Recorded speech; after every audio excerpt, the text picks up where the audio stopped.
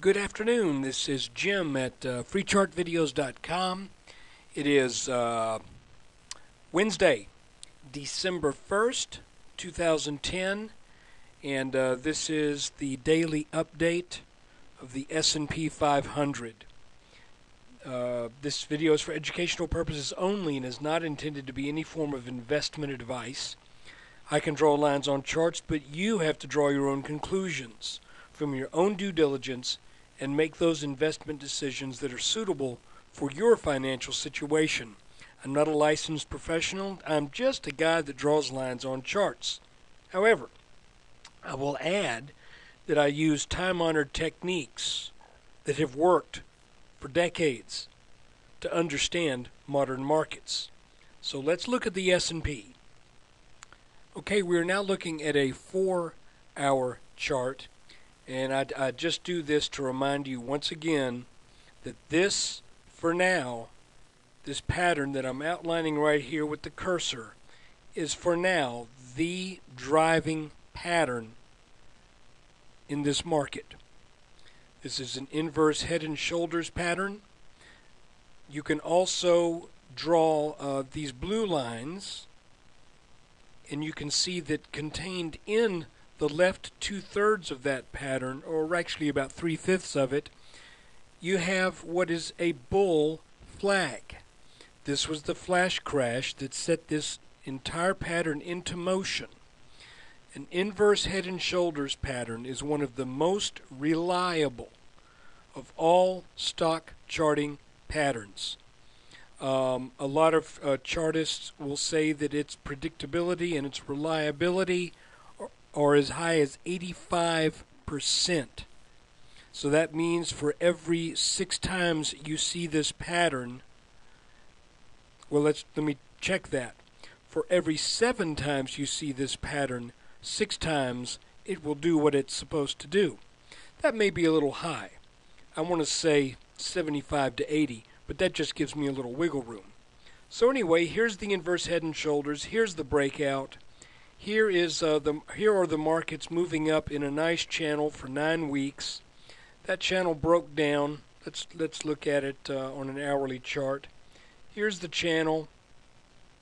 That channel broke down in mid-November and has gone sideways ever since until today.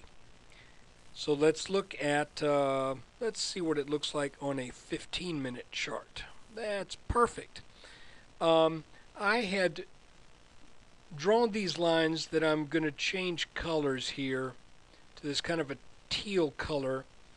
I was seeing this as something of a symmetrical triangle that had been developing ever since prices got down underneath this channel. Now, when you break a channel that's rising, one of two things is going to happen. You're either going to go sideways for a while, gather steam, then resume the move upwards, or you're going to reverse. And frankly, when we were in this pattern, there was no extremely clear way to know which direction the market was going to take.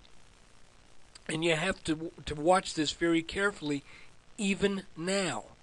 But you could see what was happening, that prices would hit the bottom of this pattern, then all of a sudden they just zoom up and hit the top, zoom down, hit the bottom, zoom up, hit the top, zoom down, hit the bottom. This time they zoomed up and broke the top.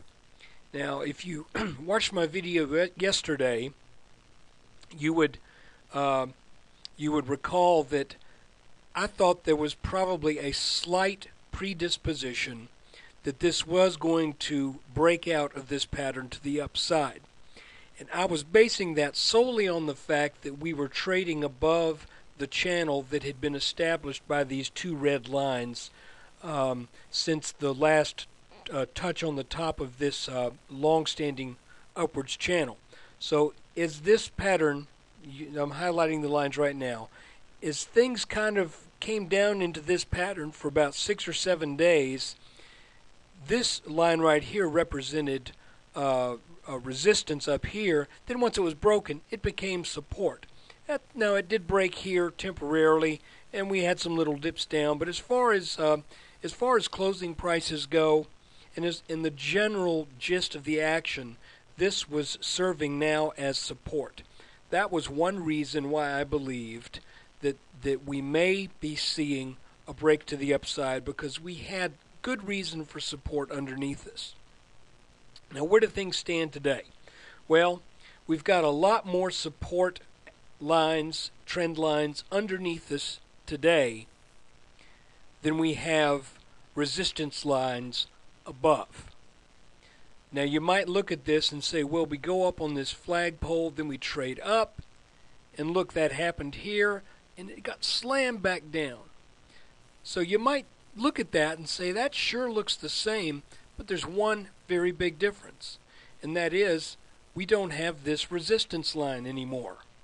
Our next area of expected resistance isn't until we reach this green line up here. So there could be a pullback to this. That would not be unusual at all.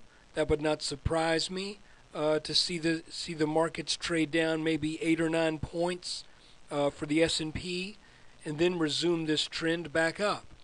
Again, charts only are good to show you a predisposition to better the odds in what you think is going to happen. Charts are never a for sure thing. Well, I will mention names. Look at the charting of Perfect Stock Alert. He speaks as if charting is a for sure thing. It is not. And those who have been following his advice for the past 3 or 4 months have learned the hard way. Charting is not a for sure thing. So if, by the way, this blue line up here should also represent resistance. So if we get up into the 1224, into the mid 1220s this week, or possibly even as high as 1230 by the end of the week, well, yeah, maybe by the end of the day on Friday, I think I will lighten up on things, because I am definitely long right now this market, and glad I did not sell on Monday when things were looking kind of ragged down here. But anyway, I hope you have gotten something out of this. And by the way, I'm going to show you one more chart that points to what I believe is a minimum long-term target for the S&P. If we back out to a 2-day chart where we're looking from 2008, 2009, and almost all of 2010, you can see the pattern that marked the market bottom was also a very large inverse head and shoulders pattern. You can see the left shoulder, head, right shoulder. It took the market almost a year before this neckline support level was tested with this smaller inverse head and shoulders pattern. This large pattern has a minimum target of approximately 1350.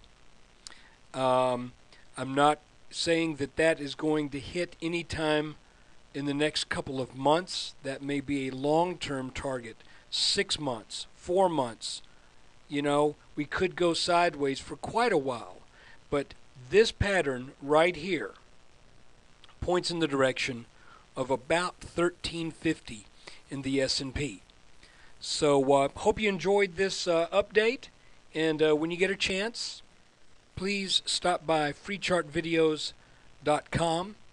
The site is free because we depend upon web traffic to keep it free. So the more you tell people about the site, if you like the analysis that I'm doing, the longer the site will exist. So please stop by. Oh, and I've got a new little opinion piece today on why you think news drives the markets and why I think the markets drive the news. So check that out. That's in the opinion section. And until tomorrow, good trading to you. Let's see what happens tomorrow. And stay on your toes. Take care.